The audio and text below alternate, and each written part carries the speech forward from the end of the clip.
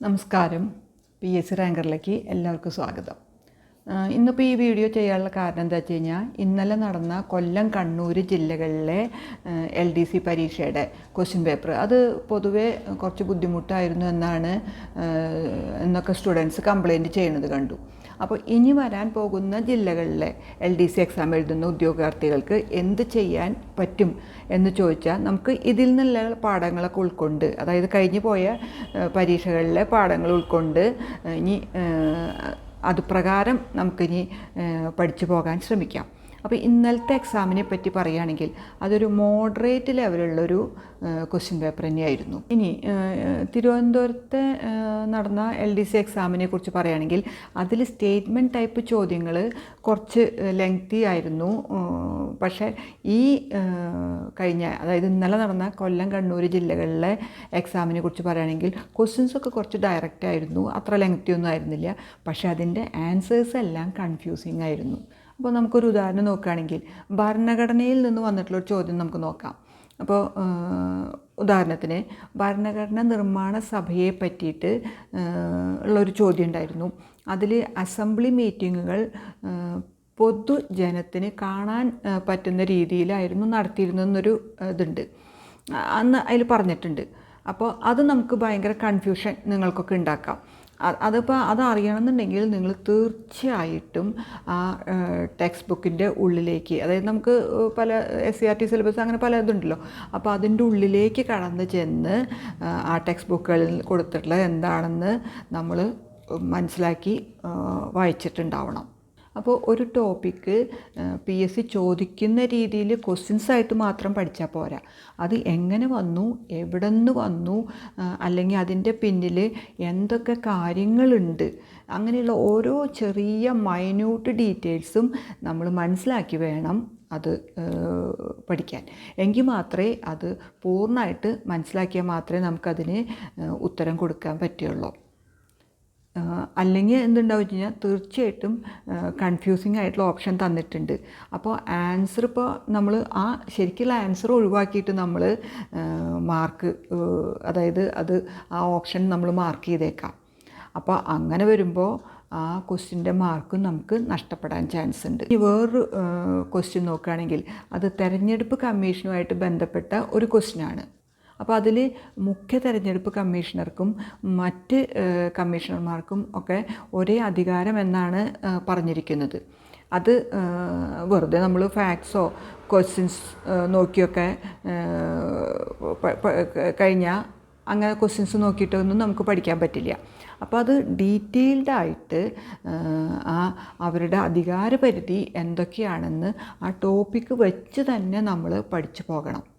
ഇനി നമ്മൾ current affairs എടുക്കുകയാണെങ്കിൽ അത് ഒരുപാട് പ്രതീക്ഷ വെച്ച് പോയിട്ടുള്ള സ്റ്റുഡൻസ് ധാരാളം ഉണ്ടായിരുന്നു. അപ്പോൾ അവരെ സംബന്ധിച്ചിടത്തോളം കുറച്ച് നിരാശ ഉണ്ടാക്കുന്ന വിധത്തിൽ തന്നെയായിരുന്നു ക്വസ്റ്റ്യൻസ്. അതെന്താ കാരണം വെച്ചാൽ ഒരുപാട് ക്വസ്റ്റ്യൻസ് അതിൽ നിന്ന് വന്നിട്ടില്ല. പിന്നെ പകരം എളുപ്പമായിട്ടുള്ളതൊക്കെ എന്താണെന്ന് ചോദിച്ചാൽ ജോഗ്രഫി കുഴപ്പമുണ്ടായിരുന്നില്ല, പിന്നെ സയൻസ് ഒന്നും വലിയ കുഴപ്പമുണ്ടായിരുന്നില്ല. അതുപോലെ തന്നെ സയൻസ്, ടെക്നോളജി, അതായത് നമ്മുടെ ISRO അല്ലെങ്കിൽ സ്പേസിനെ സംബന്ധിക്കുന്ന ക്വസ്റ്റ്യൻസൊക്കെ ഡയറക്റ്റായിട്ടാണ് വന്നിട്ടുള്ളത്. പിന്നെ കെമിസ്ട്രി അല്ലെങ്കിൽ മറ്റേ ഫിസിക്സ് ഒക്കെ എടുത്തു നോക്കി കഴിഞ്ഞാൽ അതിൽ നിന്നൊക്കെ അത്യാവശ്യം ഡയറക്റ്റായിട്ടുള്ള ക്വസ്റ്റ്യൻസ് തന്നെയാണ് ചോദിച്ചിട്ടുള്ളത്. നമുക്ക് ക്വസ്റ്റ്യൻ പേപ്പർ നോക്കി കഴിഞ്ഞാൽ മനസ്സിലാക്കാം. പിന്നെ സ്റ്റേറ്റ് വന്നിട്ടുണ്ടെങ്കിലും അത് ഈ പറഞ്ഞ പോലെ ഫാക്ട്സ് വെച്ച് പഠിച്ചാലും നിങ്ങൾക്ക് ജയിക്കാൻ പറ്റും. പിന്നെ പൊളിറ്റിക്സ്, ഹിസ്റ്ററി ഒക്കെ എടുക്കുകയാണെങ്കിൽ ഹിസ്റ്ററിയിലും ഇതുപോലത്തെയൊക്കെ ചോദ്യങ്ങൾ വന്നിട്ടുണ്ട്. ഇപ്പോൾ ഉദാഹരണത്തിനൊരു ഇത് പറയുകയാണെങ്കിൽ ലൂയി 11 പറ്റിയിട്ട്, അതുപോലെ 15 പറ്റിയിട്ടൊക്കെ അവർ പറഞ്ഞിട്ടുള്ള കാര്യങ്ങളെ പറ്റിയിട്ടൊക്കെയുള്ള ഓപ്ഷൻസ് തന്നിട്ടുണ്ട്. അപ്പോൾ അതും നമുക്ക് ആ ഒരു റവല്യൂഷനെ പറ്റി ഡീറ്റെയിൽഡായിട്ട് അറിയാണ്ട് നമുക്കതിന് ഉത്തരം പറയാൻ പറ്റില്ല.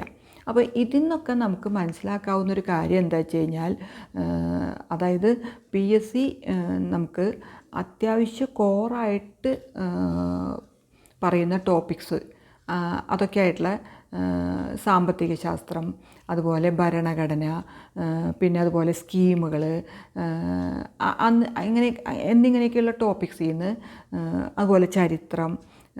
അപ്പോൾ ഈ ടോപ്പിക്സിൽ നിന്നൊക്കെ നല്ല ഡീറ്റെയിൽഡ് ആയിട്ട് ടെക്സ്റ്റ് ബുക്കിൽ നിന്നുള്ള അറിവ് തന്നെയാണ് അവർ അളക്കണത്, ഒരു സംശയവും വേണ്ട.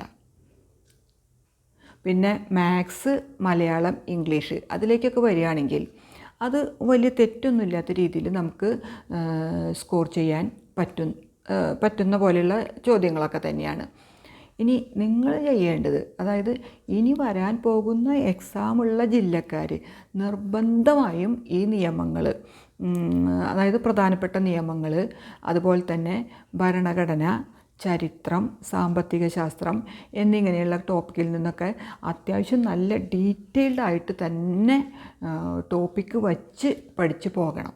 പിന്നെ ബാക്കി സയൻസ്, അതായത് ഫിസിക്സ്, കെമിസ്ട്രി, അതിലേക്കുള്ള ഫോർമുലകൾ, പിന്നെ കെമിക്കൽ പേരുകൾ, അതുപോലെ പിന്നെ ബാക്കിയുള്ള കല, സാഹിത്യം എന്നിങ്ങനെയുള്ളൊക്കെയുള്ള ടോപ്പിക്സൊക്കെ വൈഡായിട്ട് എത്രത്തോണ്ട് പഠിച്ചു പോകാൻ പറ്റുമോ അത്രത്തോണ്ടൊക്കെ പഠിച്ചു പോവുക. പിന്നെ മാക്സിമം ഇംഗ്ലീഷും മലയാളമൊക്കെ നമുക്ക് പ്രാക്ടീസിലൂടെ തന്നെ നമുക്ക് നേടാൻ പറ്റുള്ളൂ. അപ്പോൾ അത് ഇംഗ്ലീഷും മലയാളമൊക്കെ നമ്മൾ പഴയ കുറേ ക്വസ്റ്റ്യൻ പേപ്പറിൽ നിന്നുള്ളതും അങ്ങനെയൊക്കെ ചെയ്ത് പ്രാക്ടീസ് ചെയ്ത് പഠിക്കുക. കാരണം അതിനൊക്കെ ഒരു റെഗുലർ പാറ്റേൺ ഉണ്ടല്ലോ. അപ്പോൾ അത് വലിയ ബുദ്ധിമുട്ടില്ലാണ്ട് നമുക്ക് നേടാൻ പറ്റും. ഇനി അപ്പോൾ പരമാവധി ക്വസ്റ്റ്യൻസ് അതിൽ നിന്നൊക്കെ പ്രാക്ടീസ് ചെയ്യുക. ഇനി മുൻ വർഷത്തെയൊക്കെ ക്വസ്റ്റ്യൻ പേപ്പർ നിങ്ങൾ വളരെയധികം നിങ്ങൾക്ക് ഉപകരിക്കും. അപ്പോൾ നിങ്ങൾ മുന്നോട്ട് പോയി കഴിഞ്ഞാൽ എക്സാം ഇത്തരത്തിൽ കഠിനമായിട്ടുള്ള രീതിയിലാണൊക്കെ ഉണ്ടെങ്കിലും നമുക്ക് അത്യാവശ്യം മാർക്ക് സ്കോർ ചെയ്യാൻ സാധിക്കുന്ന വിധത്തിൽ തന്നെയാണ് ഏത് എക്സാമായാലും അത് ഉണ്ടാവുക. എത്ര കഠിനമാണെങ്കിലും നമുക്ക് അത്യാവശ്യം മാർക്കൊക്കെ സ്കോർ ചെയ്യാൻ പറ്റും. ഇനി ഇപ്പോൾ കട്ട് ഓഫിനെ കുറിച്ച് പറയുകയാണെങ്കിൽ, ഇപ്പോൾ ഒരു എക്സാമിന് ഇപ്പോൾ കട്ട് ഓഫ് എന്ന് പറയുന്നത് ഒരു 60 മാർക്കിനൊക്കെ മുകളിൽ സ്കോർ ചെയ്ത് നിൽക്കുന്ന കുട്ടികൾക്ക് തീർച്ചയായിട്ടും ലിസ്റ്റിൽ ഉണ്ടാവുന്നതെന്ന് നമുക്ക് പ്രതീക്ഷിക്കാം, നമുക്ക് പ്രതീക്ഷ വയ്ക്കുകയും ചെയ്യാം. ഇനി അതിൽ ചിലപ്പോൾ ഒരു പക്ഷേ കുറച്ച് മാർക്ക് കുറയാനൊക്കെ ചാൻസ് ഉണ്ട്. അപ്പോൾ അതുകൊണ്ടൊരു 55-60 മാർക്കൊക്കെ ഇടയിൽ നമ്മൾ ഒരു മോഡറേറ്റ് സ്കോറായിട്ട് വാങ്ങുകയാണെങ്കിൽ അതിൽ ഒരുപാട് കുട്ടികൾ കഴിഞ്ഞ പരീക്ഷയ്ക്ക് പറഞ്ഞിട്ടുണ്ട്. ഇനി അടുത്ത് വരാൻ പോകുന്ന എക്സാമിന് അതിനു മീതെ ഒന്ന് സ്കോർ ചെയ്ത് നിൽക്കാൻ സാധിക്കുകയാണെങ്കിൽ നമുക്ക് ലിസ്റ്റിൽ എന്തായാലും കയറാൻ സാധിക്കും എന്ന് നമുക്കൊരു ഉറപ്പ് വയ്ക്കാം. പക്ഷേ എന്ന് വെച്ച് ലിസ്റ്റിൽ കയറിയതുകൊണ്ട് മാത്രം നമുക്ക് ജോലി സാധ്യത അവിടെ അപ്പോഴും പറയാൻ പറ്റില്ല. അപ്പോൾ തരക്കേടില്ലാത്തൊരു സ്കോർ വാങ്ങി ഇത്തിരി നല്ല രീതിയിൽ ഇതായാൽ തന്നെ നമുക്ക് ആദ്യത്തെയൊക്കെ സെലക്ഷൻ ലിസ്റ്റിൽ നമ്മൾ ഉൾപ്പെടുള്ളൂ. കാരണം എന്താ വെച്ചാൽ നിങ്ങൾക്കറിയാമല്ലോ, കൃത്യം കട്ട് ഓഫ് മാർക്ക് വാങ്ങി ലിസ്റ്റിൽ കയറി കൂടി അവസാനത്തെ റാങ്കൊക്കെ ആണെങ്കിൽ നമുക്ക് ആ ജോലി സാധ്യത ഒരു പക്ഷേ ചിലപ്പോൾ കിട്ടിയില്ല എന്നും വരാം. അതല്ലാന്നുണ്ടെങ്കിൽ അവസാനത്തെ ചാൻസിലേ കിട്ടുള്ളൂ, ഏറ്റവും അവസാനം വരണം. ഇപ്പോൾ ലിസ്റ്റിൽ നിന്ന് മുഴുവൻ പേരെ എടുക്കുകയാണെങ്കിലും അത് നമ്മൾ ചിലപ്പോൾ 2-3 കൊല്ലം തന്നെ പിടിക്കാനും സാധ്യതയുണ്ട്.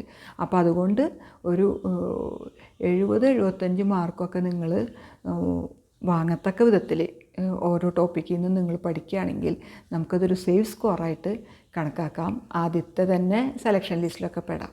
അപ്പോൾ അതുകൊണ്ട് നല്ല രീതിയിൽ ഡീറ്റെയിൽഡായിട്ടും വൈഡായിട്ടും ഈ പറഞ്ഞ ടോപ്പിക്സൊക്കെ പഠിക്കുക. പിന്നെ മാത്സ്, മലയാളമൊക്കെ പ്രാക്ടീസ് ചെയ്ത് നല്ല സ്കോർ നമുക്ക് വാങ്ങാൻ സാധിക്കും. അപ്പോൾ ഓക്കെ, ഇത്രയൊക്കെയാണ് കഴിഞ്ഞ പരീക്ഷകളെക്കുറിച്ചുള്ള അനുഭവത്തിൽ കൂടെ പറയണത്. അപ്പോൾ ഇനി വരാൻ പോകുന്ന ജില്ലക്കാർ ഈ പോയിൻറ്റ്സൊക്കെ ഉൾക്കൊണ്ട് ഈ രീതിയിൽ നല്ല രീതിയിൽ പഠിച്ചു കഴിഞ്ഞാൽ നിങ്ങൾക്ക് തീർച്ചയായിട്ടും ലിസ്റ്റിൽ കയറിക്കൂടാം. അപ്പോൾ ഇത്രയൊക്കെയാണ് കഴിഞ്ഞ പരീക്ഷകളെക്കുറിച്ച് എനിക്ക് പറയാനുള്ളത്. ഇനി നിങ്ങൾ നല്ലപോലെ പ്രയത്നിക്കുക, ഹാർഡ് വർക്ക് ചെയ്യുക.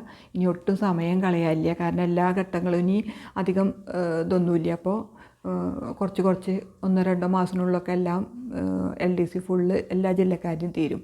അപ്പോൾ നിങ്ങളിതൊക്കെ മനസ്സിൽ വെച്ച് നല്ല രീതിയിൽ ഹാർഡ് വർക്ക് ചെയ്താൽ തീർച്ചയായിട്ടും നല്ല രീതിയിലുള്ളൊരു സ്കോർ വാങ്ങി ലിസ്റ്റിൽ കയറിക്കൂടാം. ഓക്കെ, അപ്പോൾ ഈ ചാനൽ നിങ്ങൾ ഇതുവരെ സബ്സ്ക്രൈബ് ചെയ്തിട്ടില്ലെങ്കിൽ ദയവേത് സബ്സ്ക്രൈബ് ചെയ്യുക, ലൈക്ക് ചെയ്യുകയും ഷെയർ ചെയ്യുകയും കമൻറ്റ് ചെയ്യുകയൊക്കെ ചെയ്യുക. നിങ്ങൾക്ക് ഈ വീഡിയോ ഇഷ്ടപ്പെട്ടിട്ടുണ്ടെങ്കിൽ നിങ്ങളുടെ ഫ്രണ്ട്സിനൊക്കെ ഷെയർ ചെയ്ത് കൊടുക്കുക. Okay, thank you.